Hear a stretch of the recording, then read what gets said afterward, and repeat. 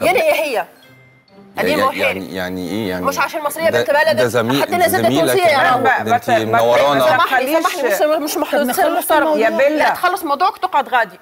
يعني مش فاهمه. تقعدي هناك تقعد غادي يا بيلا تقعدي 10 دقايق خلص ما الموضوع. تدخليش موضوع تونس ومصر. ليه انا مش ندخل؟ اسمعني نحب نقول لك على حاجه. انا من قبل في البلاتو ديما نشوفها ديما تتلصق وتحب تحكي معها وسبب انا نحب نتكلم معها في شغل. ليه انا ما عنديش الكلمه ذي ما لعبش.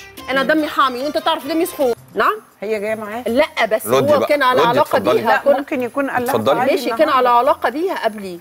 بس انا دلوقتي في حياتك لازم تحترم لنا في حياتك. ما انت برضو لازم تحترمي شغلي وظروفي واصحابي وضيوفي والناس لا معلش اللي انا ببقى قاعد معاهم. بتفهمي الست بتفهم الست. ايوه بس يعني انا مش شايفه اي حاجه توصلك للغيره السريعه. لا معلش هي كانت في حياته قبل ما اكون موجود. معلش وبعدين هي دلوقتي. طب يعني هو اكيد جابها معاه. يبقى لو كانت في حياته يبقى بيتفق معاه تيجي النهارده. انا اتعصبت قوي على فكره.